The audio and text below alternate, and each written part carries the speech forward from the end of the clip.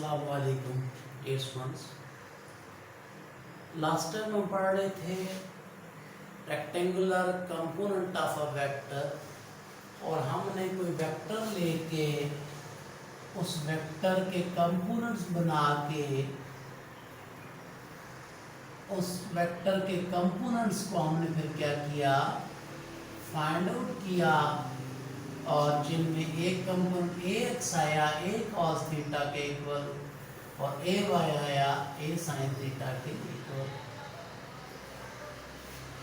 यानी आपके पास वेक्टर था, कंपोनेंट बनाए और उन कंपोनेंट को आपने फाइंड आउट किया फ्रॉम द गिवन वेक्टर। आज वेक्टर के कंपोनेंट्स गिवन हैं, कंपोनेंट्स हमें पता है, उन कंपोनेंट्स को यूज करके वेक्टर को फाइंड करना। वेक्टर को फाइंड करने का मतलब वेक्टर की मैग्नीट्यूड भी निकालनी और वेक्टर की डायरेक्शन भी निकालनी। क्योंकि कोई वेक्टर क्वांटिटी होती है तो उसकी मैग्नीट्यूड भी होती है और उसकी डायरेक्शन भी होती है। बेटा इसके लिए जरा और से देखें। इसके लिए हमने लेट कर लिया, ये मेरे पास एक वेक्टर है,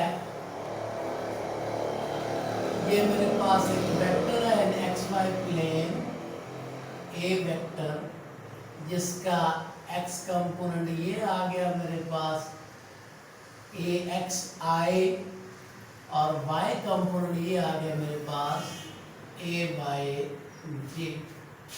और इस वेक्टर का angle with x axis theta बन।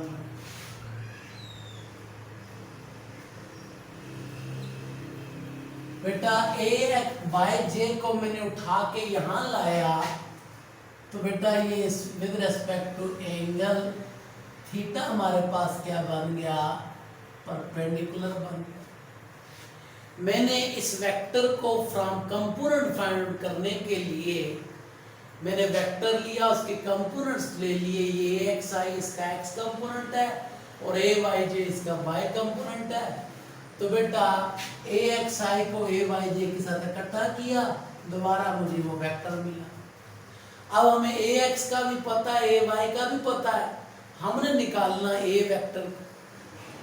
तो बेटा ए वेक्टर की पहले हमने मैग्नीट्यूड निकालनी है, जिसको लास्ट टाइम शॉर्ट जल्दी डिस्कस किया था मैंने।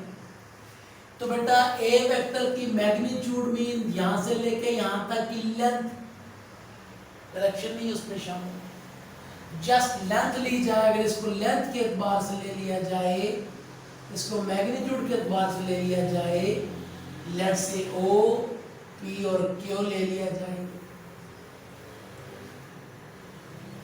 तो बेटा ए एक्स ये अगर थीटा है तो ये ए एक्स है, ए एक्स आई साथ इसके शामिल नहीं करोगे।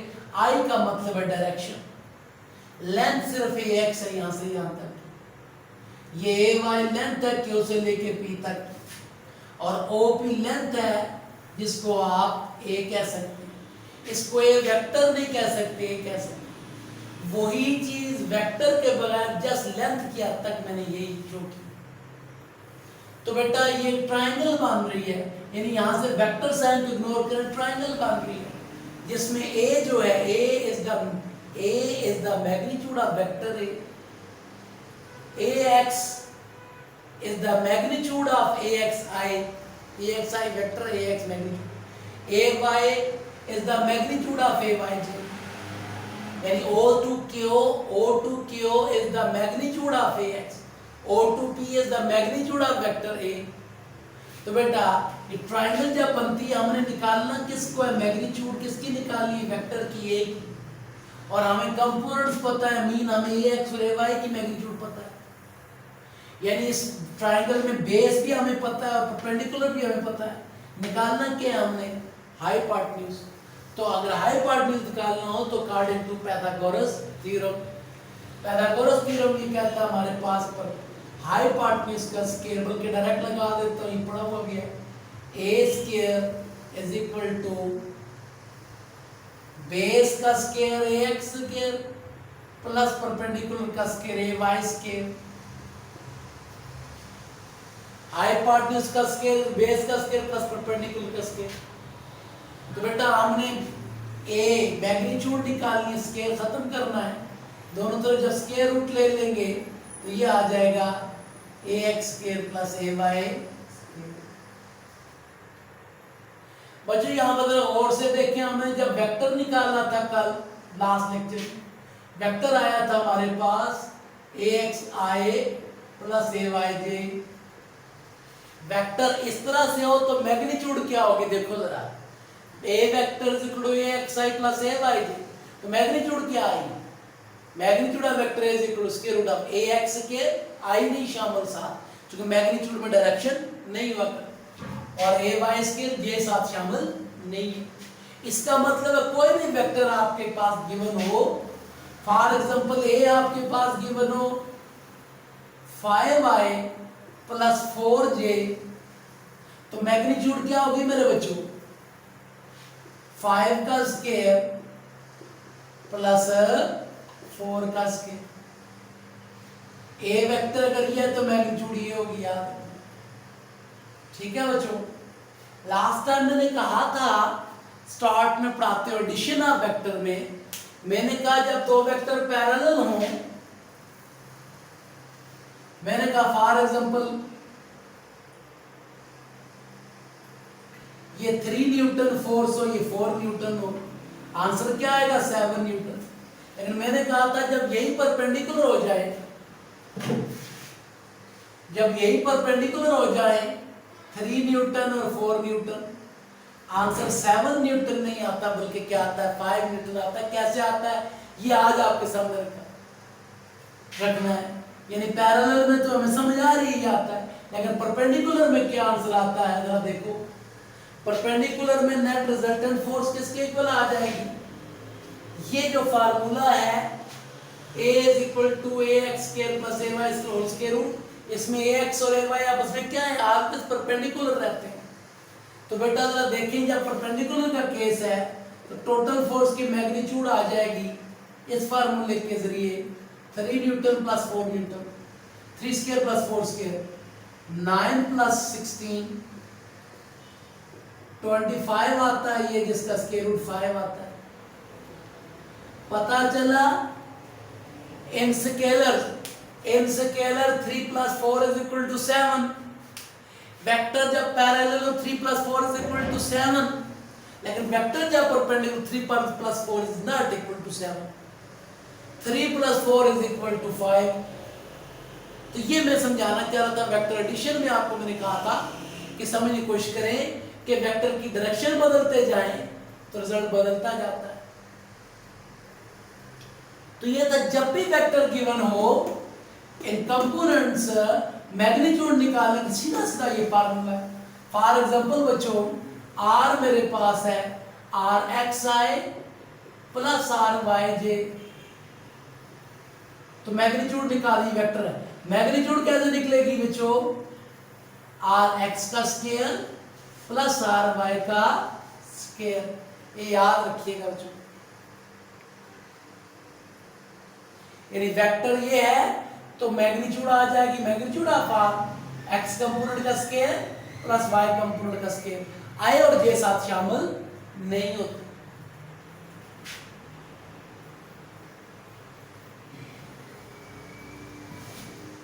और ये बहुत इंपॉर्टेंट बात मैंने की है, इसको याद रखिएगा बच्चों, आगे हमने अप्लाई भी करना होगा बहुत सारी जगहों पे, ये याद रखिएगा।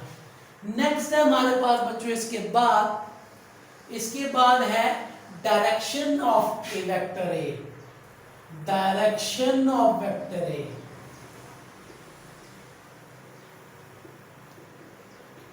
सिर्फ डायरेक्शन किससे निकालनी है, फ्रॉम कंपोनेंट्स। रेक्टेंगुलर कंपोनेंट से वेक्टर क्यों फाइंड आउट करना है, तो रेक्टेंगुलर कंपोनेंट से वेक्टर की मैग्नीट्यूड हमने निकालनी है। रेक्टेंगुलर कंपोनेंट से अब क्या निकालनी है हमने, डायरेक्शन। बेटा डायरेक्शन के लिए हमें एंगल चाहिए होता है, देखो जरा बहुत से मैं कहता हूं किसी वेक्टर का एंगल है 30 डिग्री, इसका मतलब है वेक्टर ये है 45 है ये, 78।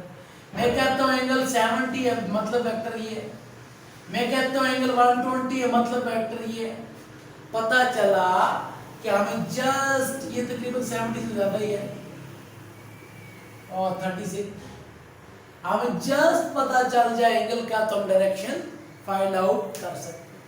पता चला कि हमने ये थीटा निकालना है, और निकालना भी किस किस को यूज करके है, निकालना भी हमने यूज करना है कंपोनेंट्स में।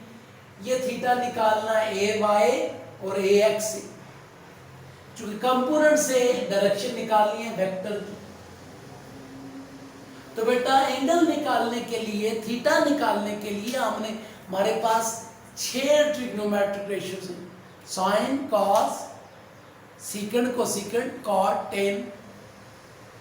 6 में से साइन क्या है, परपेंडिकुलर बाय हाइपोटेन्यूज। कॉस क्या है, बेस बाय हाइपोटेन्यूज। सीकेंड क्या है, इसी का उल्टा आ जाता है, किसका, कॉस का, और कोसेकेंड आपके पास किसका है, साइन का उल्टा आ जाता है। पता चला ये 4 में हाइपोटेन्यूज शामिल है, जबकि हमने हाइपोटेन्यूज जो वेक्टर है वो अननाउन, हमारे लिए नाउन क्या है, कंपोनेंट्स। कंपोनेंट से वेक्टर निकालना है। पता चला ये 4 यूज नहीं करेंगे थीटा निकालने के लिए, बिकॉज वेक्टर से के कंपोनेंट से निकालनी है डायरेक्शन, ना कि वेक्टर से। cos थीटा देखिए तो cos थीटा में क्या आता है, यहाँ देखिए cos थीटा में क्या आता है, बेस बाय हाइपोटेन्यूज। तो हाइपोटेन्यूज हमें पता ही नहीं है कितना है, गिवन ही नहीं है, गिवन क्या है, कंपोनेंट्स। तो बेटा बच गया कॉट और टेन, हम टेन यूज करेंगे, और हमारे यहाँ ज्यादा रवाज थीटा 1 के लिए टेन का ही रहेगा।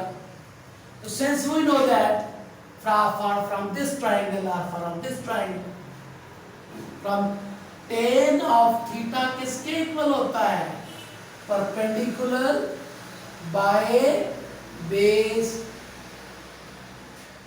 और कॉट में base by perpendicular, perpendicular by base, इसमें हाइपोटेन्यूज शामिल नहीं है जो हमारे लिए अननोन। तो ये आ जाएगा ten of theta, tan theta नहीं, टेन ऑफ थीटा।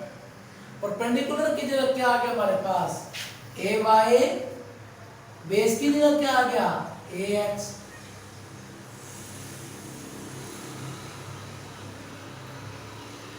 तो हमने थीटा निकालना है, टेन उधर चला जाएगा, टेन उधर जाके क्या बनेगा, theta is equal to tan, tan उधर जाके टेन इनवर्स हो जाएगा बच्चों,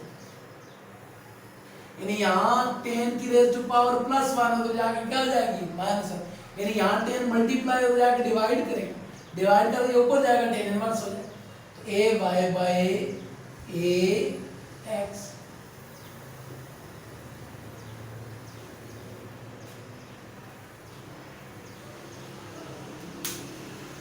तो बच्चों डायरेक्शन निकालने के लिए आई से फार्मूला क्या, tan inverse of A y by a x. A y mean perpendicular with respect to theta, और a x mean base with respect to. So direction के लिए किसी वेक्टर की मैग्नीट्यूड के लिए square root of base component का square plus perpendicular से, और डायरेक्शन के लिए tan inverse of perpendicular by base. जी बेटा कोई क्वेश्चन हो, ये वेक्टर हो, कोई क्या हो,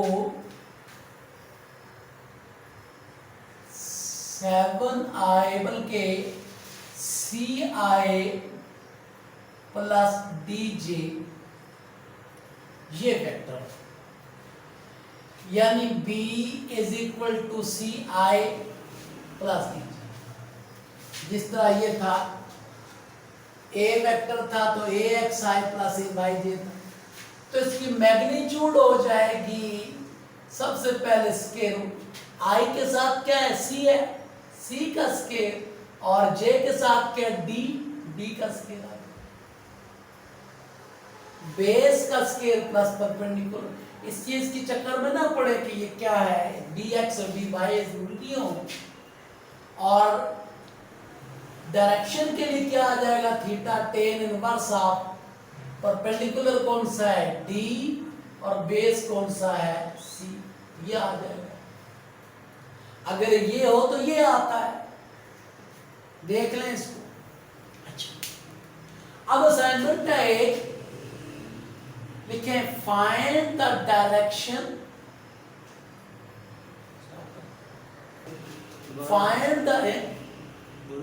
find the magnitude and direction of following vectors.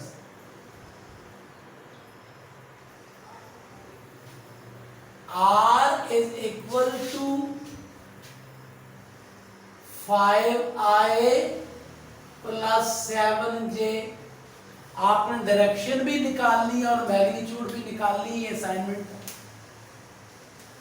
कोई और वेक्टर ले लेते हैं, f is equal to 4i plus 6j।